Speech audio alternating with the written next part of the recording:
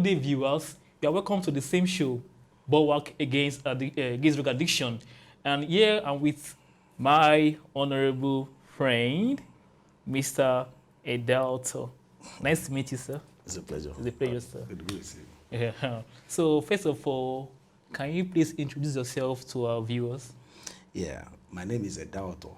I'm an Afrobeat artist. Okay. Of course, I'm an African, like you can see. And that's it. Really, you're an African to the core, to the root. Definitely. So, Definitely I am. How's the music career going? Yeah, it's fine. It's fine. Of course, it's something we are proud of. It's at the peak at which probably we've expected or not unexpected, but we are doing fine. We're playing shows, going to tours.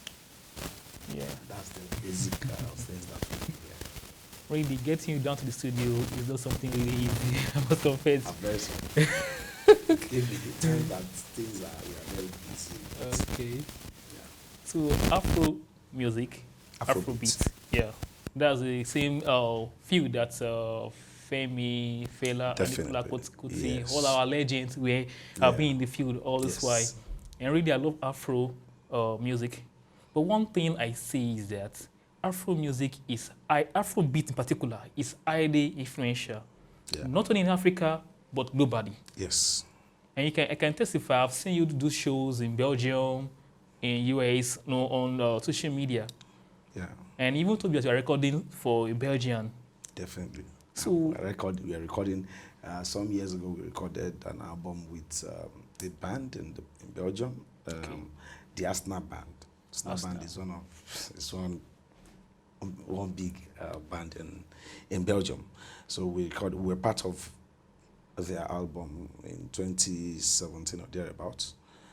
This time we are doing something, and we've been on tour with them. We've opened for them, and because of the way Afrobeat is, some people think that they can always come to Nigeria to meet with Afrobeat artists in the real sense, to really play what Afrobeat music is in the real sense. There are several other people all across the world who are playing Afrobeat music with a very fine taste. You have Newen, you have Antiballad, you have lots of people all around the world who play Afrobeat music, and they are playing it fine. That's wonderful. Good to hear that. So our domestic music is now a global brand. From time, Afrobeat music had always been the music of the world. From time, because Afrobeat music, the man that we can call the progenitor, the progenitor of Afrobeat music is Fela Nicola Kuti, and he had put Afrobeat music on the world map even before he died. He had done that. Sometimes when our younger brothers talk about what their achievement had been in recent time, we laugh, because it's because they are lacking in the history of what had happened in the past. Fela had taken Afrobeat around the world during his lifetime. In fact, at his prime, he's traveled around the world. Femi, on the other hand, had been on tour since 1986. And some of these folks were, in fact, most of their parents were even still very young at that time. Even fans of Afro. Even in that Kuti family, the youngest musician there is Sheung Kuti. When Sheung had been taking Afrobeat around the world, a whole lot of them were in primary school. So for them to say, we shut down London, we shut down, Afrobeat music had always shut down everywhere. Afrobeat music, because people confuse. Of course, it was a deliberate thing for some people in London to write Afrobeats. It was deliberate. Because in fairness, we have more Afrobeat band. We have more core Afrobeat bands outside Nigeria than we have in Nigeria. Wow. Because Afrobeat music is very costly. To run a band, to keep the band intact, it is very, very costly. It is highly capital intensive. But, and they know that they have grants, they have access to funding, which also helps them to organize. But here, to keep an Afrobeat band, I say minimum of 11-piece band, it's very, very costly. Anybody who does that people really, really respect them for keeping the band. So, but there's a deliberate attempt at which some people are trying to subjugate the origin of Afrobeat. So they dash our people Afrobeats. So they lump them up, all of them, together in one genre and call them Afrobeats.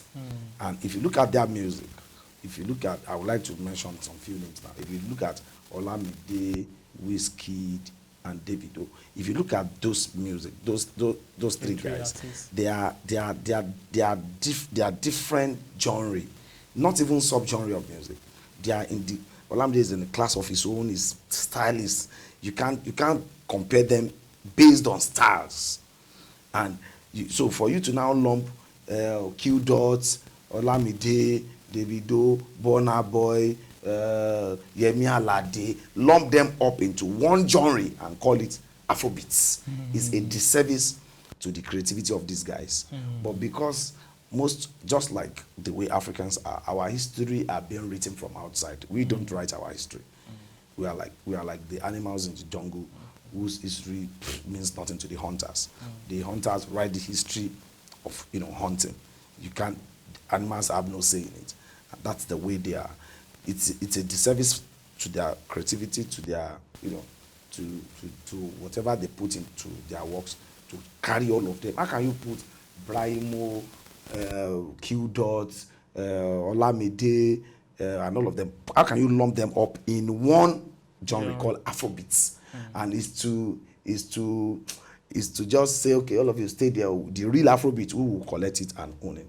But as Providence, we have it. We still have a lot of bands who are playing Afrobeat, real Afrobeat music here. Good and to Doubt and Afrogenous Band is one of them. That's good to know about that, and good to know that people are coming from outside down to the source to do the Afrobeat proper. Now, back to our main topic of today, which is about drug addiction.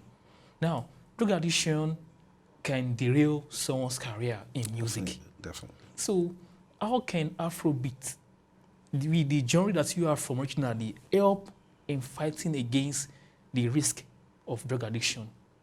How can it preach the message? It's far beyond preaching against drug addiction alone, because drug addiction doesn't just come like that. Drug addiction is a crime to one's self. Anything that you are addicted to is a crime to your personal self, because what it means is that that person had lost control of how to run his or her personal life. That's what it is. But what we'll discuss first before we start talking about preaching against it is to say that, and that is that's part of what Afrobeat does, is to first and foremost enlighten everybody that you as a person, you must know yourself, you must understand yourself, you must like yourself, particularly as a black man and people of color and suffering people. You must like yourself. If you like yourself, you are not going to want to enjoy yourself. If you like yourself, you are not going to want to cut your life short. And you know that drug addiction would, apart from ruining one's career, not even just as a musician, not even just as any career that anybody has, can be ruined by drug addiction, can also, that person's life can even be cut short. So what we do, what Afrobeat music does, and what we do, Adult and Afrogenous Band do, is to tell people to remember who they are, to really, really tell them who they are. If you really know that you are children of kings, queens, like that, children of professionals in the past, not what we have now, not colonial princes and princesses that people talk about. If you know that you are from the family of the greats, you will remember that you carry something in you that is greater than what neocolonialism had brought to you. That's number one. Number two is to also fight against some of the things that could lead to drug addiction. For instance, a lot of people are depressed because of the state of the nation. Somebody who earns, I heard some people earn 40,000 in a month. So how do that, in this kind of economy, how can they eat? So sometimes they resort to something that will make them high, something that will make them forget their sorrow. So what we use our music for, again, is to also fight the oppression that creates the pressure for our people, so as not to lead them into drug addiction. Because it is not alone to say that we are fighting drug addiction by saying don't abuse drugs. Don't. It's not alone. It is that we look for the root of the reasons why people are going into drug in the first place. Some people are very rich. They are comfortable. They are just looking for a kind of high. Those ones are different. They are not in high number as much as people who are really, really depressed by the way the government of this country runs this country. Now, on election dates, we heard what happened recently. Some people went for the election and they were called delegates. They got $20,000. Some people got $25,000. Some people got $5,000. Now, those people are decided who these depressed people are going to vote for. So when these depressed people vote for the ones that some people are getting money to put in place, that guy will run the country the way he wants. And these people will be depressed. They will resort into drugs. And you can also know that when people talk about drug abuse, people think that it's always about cocaine. No. There are several drugs on the ground underneath that are very cheap. That are very, very cheap. That people can take and ruin their lives. And when they are depressed, there's nothing they can do. Somebody who gets 40,000 naira in a month, work from day 1 to 30th and gets 40,000 naira, and it takes a bus and eats, and sometimes has a family, and there are things calling in the family to say, we want to buy you probably you have one kid that is even going to unpalatable government school. You still buy uniform for the guy, you still buy standard for the guy, you still from the 40,000 naira. So they will resort into stealing at their office. They will resort into trying to erase this stress, the situation, by creating an illusion. So they create an illusion, so they go into drugs. So what we do is to not fight the government, but tell the masses that this kind of government is not good for you. You have to create a credible alternative for yourself. So when you create that credible alternative, because what I have seen as somebody who was born who was born in this country, is that Africans don't really like problem. They don't like wahala. For instance, you wake up by 3 o'clock. Maybe you are coming, people who go to vigil, you are coming by 3 o'clock. Sometimes you walk 11 kilometers, 10 kilometers, 20 kilometers. You won't even see anybody. And there wouldn't be light. There won't be light. There won't be anything. There won't be security on the road. You walk a whole long street and nothing will happen. It's not like we really like to trouble ourselves. In most cases, it is, the decadence in government, people who are stolen what belongs to us, that make some people say, of course, you have 100 breads for 100 people. 10 people took 90. The remaining 10 is meant for the 90 people. So they will steal, they will mayhem, they will backbite, they will dupe to share the 10 loaves of bread amongst 90 people. That's the state of crisis. So it becomes chaotic. All right. So thank you so much, guest, Mr. Edalto. My name is Edalto. Don't put Mr. So let's go on a very brief break. Really, we are really excited, and you have learned so much from fighting the root cause instead of fighting the symptoms. Exactly. Addiction is a symptom. Root cause can be depression, poverty, or crisis. Yes. Let's go on a short break. Viewers, let's go on a short break. We'll be back soon.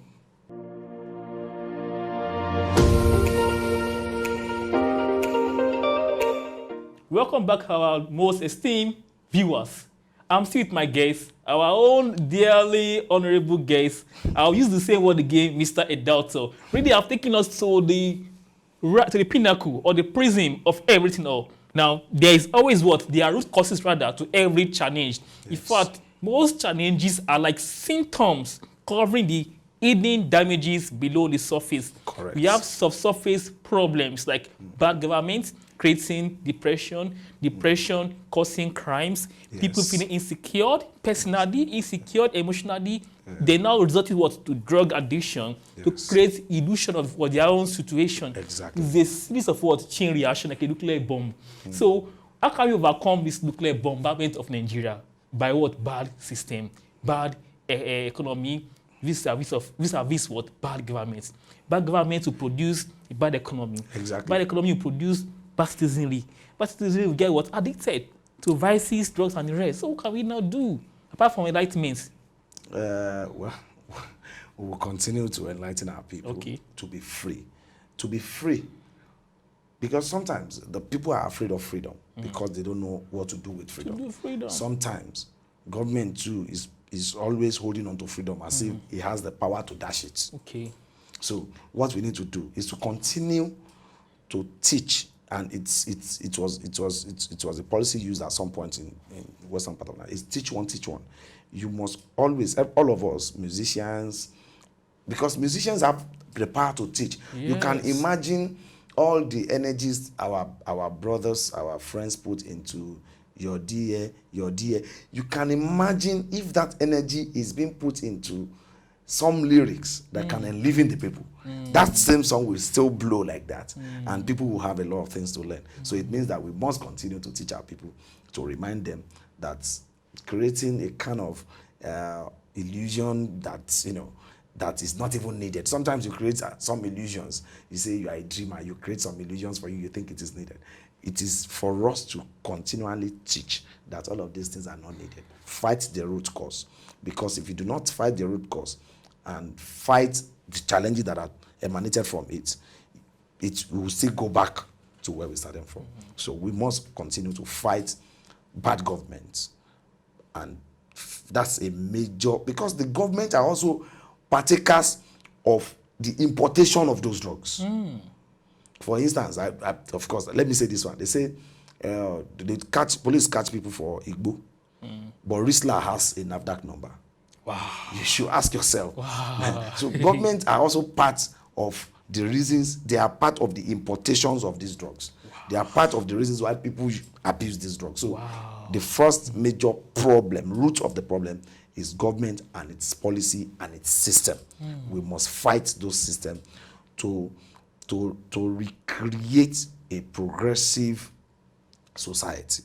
If not, because what the problem we have right now is that in the next 10 years, we have so many people who will be dropping dead. And this, because we all have youths around us. We go to places, we see how people abuse drug these days. It's so alarming. It's so alarming to an extent that sometimes you are even afraid if whatever you are buying on the street is not even laced with drugs. So we are not safe, but we must fight the government who had created an opportunity for these menace to ravage us. Thank you. Thank you so much, sir. Our dear Honorable Mr. Edauto, the Honorable in the music section, that's the Afro beat genre. Nice to have you. Viewers, see, we have gained a lot today. First of all, the ecosystem that contains politics, society, and the people. That what can be done to alleviate the menace of what drug addiction is what? Continue with education, long-term, prolonged, intensified education, dropping the right lyrics on videos, 200 million followers who follow on Twitter, on YouTube, 200 million downloads. It can help a lot in fighting drug addiction by orientating and reorientating our youth about the way to go. And that's the most perfect way to end this challenge. So our most esteemed viewers, we will come back here again one more time to discuss elaborately about drug addiction and the root causes. I promise to bring our guests back to the show, our own honorable in the music genre called Afrobeat. It's a doctor. I'm pleased to have you today. Thank you so much, sir. Next time, we'll be expecting you.